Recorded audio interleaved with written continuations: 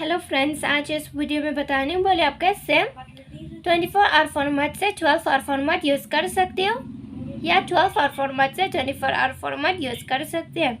तो friends, video को शुरू करने से पहले वीडियो को लाइक और चैनल को सब्सक्राइब करना ना भूलिए। तो चलिए शुरू करते हैं।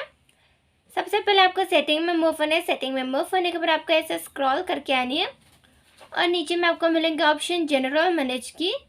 तो यहाँ आपको क्लिक करनी है जनरल मैनेज में, ठीक है।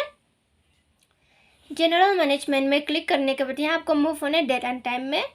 फिर उसके बाद यहाँ आपको मिलेंगे यूज़ 24 आवर फॉर्मेट। अगर आप 24 आवर फॉर्मेट यूज़ करना चाहते हो तो आप बस इस आइकन में ऐसे क्लिक कर देना। फिर यहाँ टाइमिंग अभी 19:29 मिनट हो चुके, ठीक है। अगर आप 12 आवर फॉर्मेट यूज़ करना चाहते हो तो 24 आवर फॉर्मेट को बंद कर देना। फिर यहाँ 12 आवर फॉर्मेट हो जाएंगे, यानी कि 7:29, ठीक है। तो फ्रेंड्स, अगर आपको ये वीडियो पसंद आए तो वीडियो को लाइक और चैनल को सब्सक्राइब करना ना भूलिए। Friends, thanks for watching, bye bye.